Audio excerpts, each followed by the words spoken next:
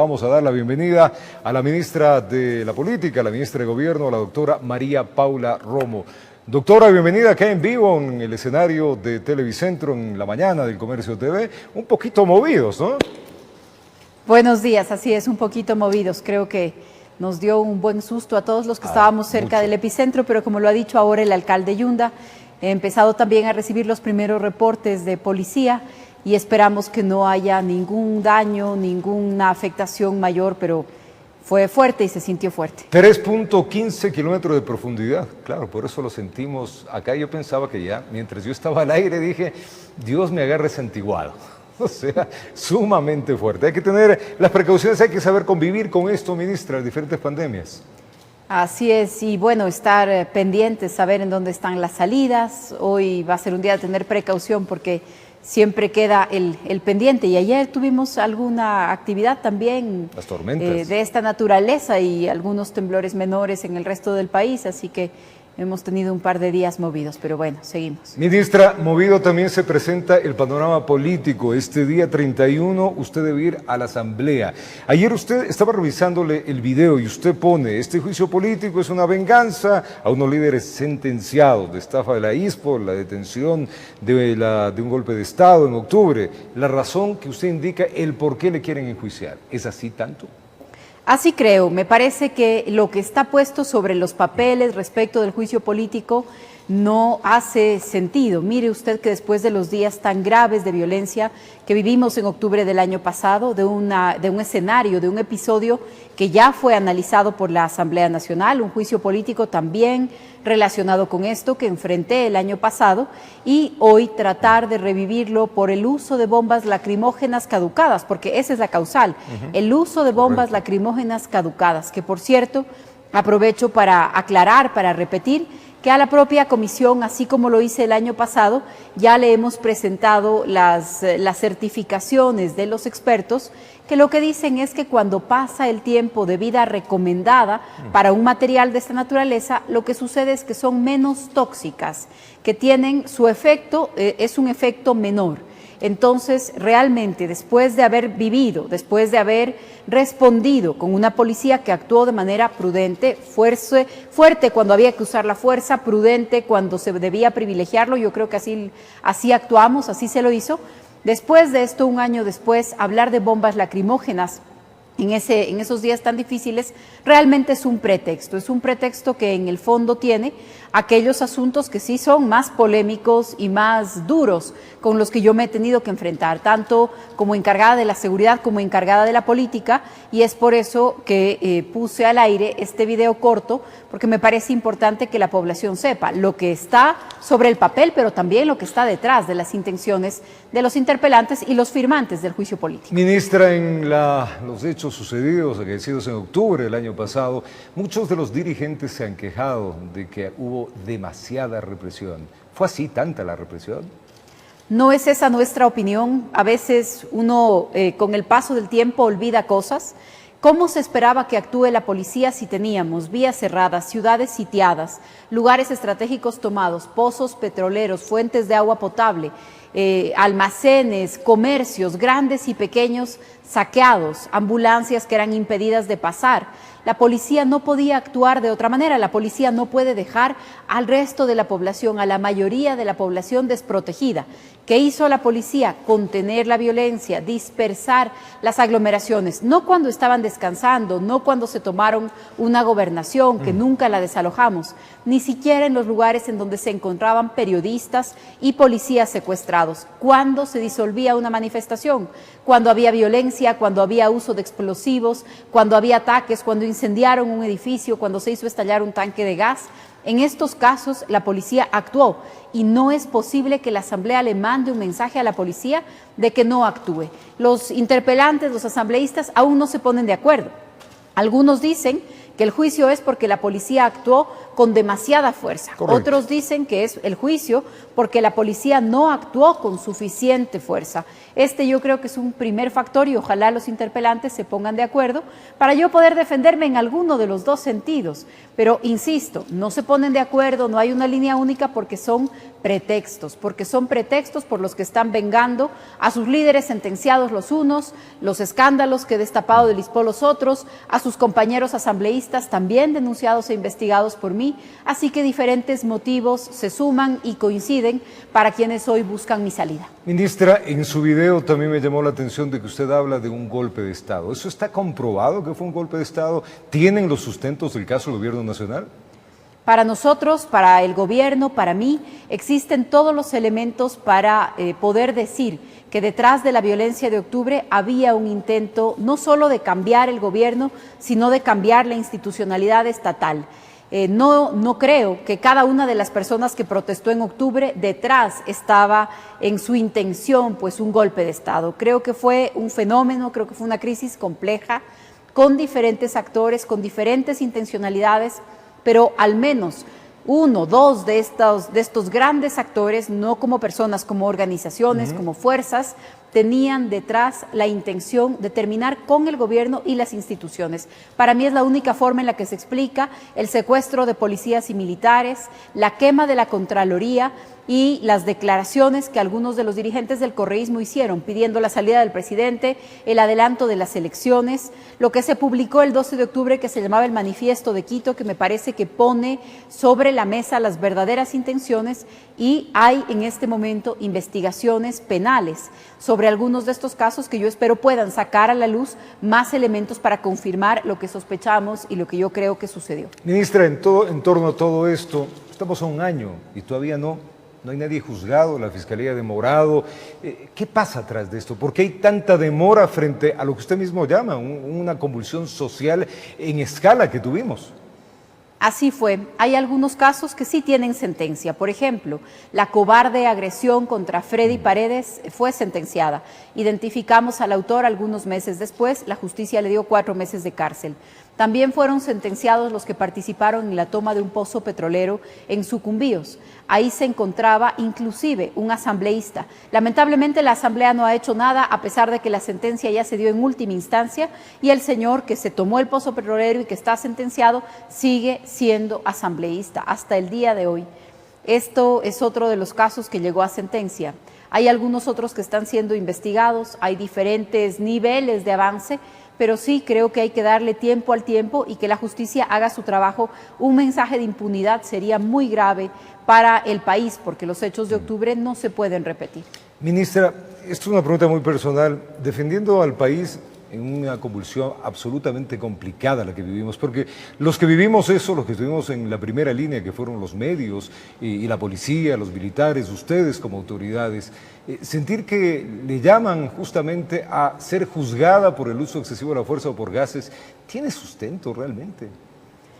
Para nosotros no tiene sustento y como yo lo he dicho y lo repito, hay que pensar bien cuál es el mensaje que la Asamblea le quiere dar a la policía. La Asamblea, qué mensaje les da a los violentos y qué mensaje le da la Asamblea a los millones de personas que queremos vivir en paz. Porque si me quieren fuera del ministerio, tienen que buscar otro pretexto, tienen que buscar otra manera. Pero hacer un juicio en el que se pone en juego la actuación de la policía, cuando el país lo que quiere es una policía que tenga todas las garantías para hacer su trabajo y cuando deberíamos estar orgullosos de una policía que ha actuado de manera equilibrada. Lamentablemente, estos acontecimientos violentos no se dieron solo en Ecuador, se dieron en otros países vecinos, amigos, que están cerca de nosotros. Cuando comparamos la actuación de la policía, cuando comparamos el desenlace, cuando comparamos cómo no se ha podido pacificar esos países precisamente porque la escalada de violencia siguió y cuál fue el papel que jugó la policía. Ahí deberíamos mirarnos en ese espejo y estar tranquilos con el papel de la policía, orgullosos de la manera en la que actuó la policía. Si es que hay hechos aislados que deban revisarse, se revisan, nosotros lo hacemos todo el tiempo, pero de ninguna manera convertir esto en un mensaje de impunidad, porque creo que eso va más allá de mi juicio político, de mi permanencia en el ministerio. Finalmente, los ministros somos temporales, somos circunstanciales, pero las instituciones como la institución Policía Nacional permanece y necesita nuestro respaldo. Ministra Romo, algo más para cerrar esto que me llamó mucho la atención en su video, que usted indica pues que no le toleran llamarla ministra y peor, que haya sido una mujer la que detuvo e hizo las denuncias. Hay claramente expreso que hay machismo dentro de las autoridades que le quieren juzgar. Yo creo que sí, me parece muy extraño que por segunda ocasión, porque los interpelantes se repiten en comparación a los 3 juicios anteriores, el que atenderé este sábado es mi 4º juicio político y anuncian que ya están impulsando el 5º. Pero una cosa que no deja de llamarme la atención es que al menos 20 veces en ese documento dicen la ministro.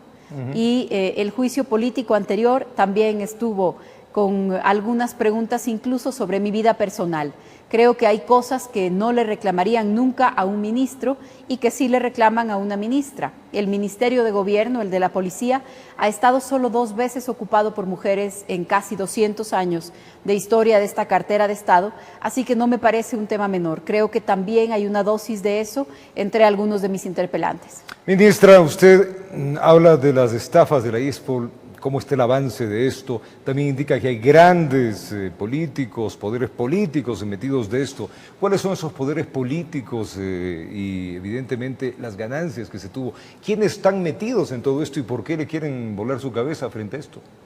La estafa del ISPOL es gigantesca, probablemente en el mercado bursátil ecuatoriano y para el tamaño de su mercado bursátil, la más grande que hemos conocido y que ojalá nunca pueda repetirse. Estamos hablando de más de 500 millones de dólares en un juego de papeles, en un sofisticado enredo entre notas globales de depósito, notas privadas, macrotítulos que no existen, con la participación de quienes deben ser juzgados que estaban dentro del ISPOL y autorizaron operaciones que eran perjudiciales para la policía, con la participación de quienes se enriquecieron en el sector privado, cobrando comisiones por transacciones que muchas veces llegaban a ser más dinero en la comisión que cobraban que el dinero que ganaba el ISPOL con la supuesta inversión. Esto es gravísimo. Y los organismos de control, en su momento, estamos hablando de los años 2014, 15, 16, 17, inclusive algunas operaciones que se prolongaron hasta los años pasados. ¿Dónde estaban los organismos de control?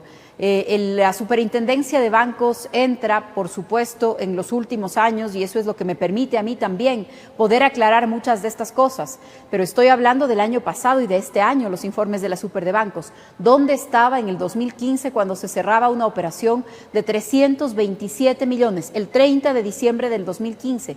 ¿Dónde estaba la Super de Bancos? ¿Dónde estaba la Super de Compañías? Hoy sale a la luz que el entonces gerente de Val Pacífico en el 2018 presentó un informe en donde les decía esto a las autoridades. Hubo ya una autoridad de la Superintendencia de Compañías que le dijo al superintendente de bancos que 6 meses después le dijo que no había nada sin que exista un solo informe. Creo que la investigación debe ser grande, creo que están involucrados intereses de actores políticos y económicos y me parece que lo que todos esperaban era que guardemos silencio, que en el paso del tiempo se diluya esta negociación tan rara, que no se ponga el dedo en la llaga señalando la responsabilidad de los actores del mercado de valores del país, pero eso no es posible. Nosotros hemos denunciado, seguimos denunciando y las investigaciones avanzan en el país y en otros países. Caso de Daniel Salcedo, el tema hospital, es terrible. ¿Cómo está eso? Bueno, de lo que conozco, la Fiscalía ha hecho nuevas vinculaciones o está realizando nuevas vinculaciones. El ciudadano Salcedo se encuentra privado de libertad en la ciudad de Quito. Hay varias personas que están detenidas por este caso y esperamos que la justicia también llegue a identificar tanto a los responsables en el sector público como a los responsables entre los proveedores que crearon esta red de corrupción. Lamentablemente, la corrupción alrededor del Instituto Ecuatoriano de Seguridad Social no es reciente. Hay altos dirigentes de ese mismo instituto del gobierno anterior que ya se encuentran procesados o algunos incluso presos, privados de libertad. La señora María Sol Herrea, Iván Espinel, no está en el país, pero hay procesos penales pendientes contra Ramiro González. Así que este tema, que no es nuevo, lamentablemente no pudo ser extirpado y hoy hay nuevos casos que investigar para señalar a los culpables. Ahí también la quisieron vincular, ministra. Imagínese usted, en relación al IES, ya solo falta que sea responsable de lo que pasa en el Ministerio de Agricultura, en el Ministerio de Cultura. Esto no es así. Como yo lo he repetido varias veces, me parece que son pretextos alrededor de temas que no son de mi responsabilidad. Además, han mezclado, por ejemplo, este juicio, en donde yo soy una de las principales atacadas por los sospechosos, por los presuntos responsables, y han tratado de mezclar este con aquel en donde yo fui la denunciante. El mal uso del anticipo para la construcción del Hospital de Pedernales, una obra pública en la provincia de Manabí. Estos temas también han tratado de mezclarlos, no tienen relación entre ellos, cada uno debe ser investigado y en cada uno debe encontrarse a los responsables. Hagamos una evaluación rápida, ministra Romo, de las movilizaciones que tuvo el país la semana pasada. ¿Cómo usted, pues desde ese punto complicado que es el cargo de ministra, vio estas movilizaciones y las amenazas constantes que se tiene por parte de una dirigencia, no solamente de trabajadores, sino también dirigencia indígena? Lo más grave, como usted lo dice, es ese estado de nerviosismo o esa amenaza permanente de que una ciudad puede ser sitiada o la población puede ser atacada por otros ecuatorianos. Esto es algo que se tiene que terminar, no es posible vivir en esa zozobra, pero creo yo que afortunadamente la semana pasada se comprobó que la mayor parte de la población no está del lado de ese tipo de medidas de hecho, no está de acuerdo con una paralización en un momento en el que queremos trabajo, recuperación, reactivación económica. Eso es lo que está en el sentir de la mayor parte de familias del Ecuador. También creo que en el sentir de la mayoría está la democracia, está la paz, no está la agresión, no está quemar nada, no está arriesgar la vida de nadie, y me parece que eso se demostró la semana pasada cuando las movilizaciones fueron pacíficas, fueron pequeñas, algunos incidentes aislados que la policía hace su trabajo cuando se dan, pero nada que haya salido de lo normal en una manifestación, de una inconformidad, que es parte de la democracia, y así tendría que ser. Un descontento, una manifestación, una protesta, eso es parte de la convivencia democrática. Prenderle fuego a un edificio, eso es delito. Secuestrar una ciudad, secuestrar personas, cortar el agua, eso es otra historia. Afortunadamente eso no se repitió, así que ojalá recuperemos esta dinámica normal de que las diferencias se expresen siempre en democracia. Ministra, hay algunos temores por parte del gremio médico de nuestro país referente a los feriados que se vienen. De hecho, han hecho un llamado público al gobierno nacional para que suspenda el feriado que tenemos próximo, que es el de finados. Incluso también hablan de los feriados de Navidad y Año Nuevo. Ellos tienen mucho temor de que vuelva a suceder una pandemia de magnitudes como la que ya se está repitiendo en Europa. La planificación, ¿qué sabe el gobierno? ¿Qué está haciendo frente a esto? Hay que tomar todas las precauciones y lo estamos haciendo. Recibimos el llamado del gremio médico como un llamado a esto, a la precaución, a la prevención. Desde el COE Nacional se hizo un pedido, una sugerencia para que los cementerios no funcionen en el feriado. ¿Por qué? Porque esta es una fecha, el Día de Difuntos, es un día en que por nuestra tradición, por nuestras costumbres, los cementerios se llenan y ese puede ser un lugar y un momento para la aglomeración, que es lo que tenemos que evitar. Este llamado ha sido bien recogido por todos los municipios. Yo diría que la mayoría de ellos han anunciado ya que los cementerios estarán cerrados este feriado. Esta es una manera de responder a esta preocupación. También se mantienen las restricciones respecto de lugares de diversión, de lugares cerrados, de posibles aglomeraciones. No están permitidos los espectáculos de ninguna naturaleza, deportivos, culturales, artísticos, con público. Los centros de diversión también están cerrados, así que seguimos tomando las precauciones. Recomendamos que las personas, si van a aprovechar fuera de casa estos días de descanso, estos días de recuperación, que también son recuperación económica para otro sector de la economía, que las personas, que todos los ciudadanos lo hagamos en espacios abiertos, al aire libre. Hay promoción de turismo rural en el país y creo que tenemos que adaptarnos a estas nuevas formas de vivir evitando los factores de riesgo, y eso es lo que estamos buscando. Aprovecho para hacer un pequeño anuncio. Por favor. Hay algunos eventos, hay algunas cosas que se convierten en aglomeraciones riesgosas para el tema del COVID.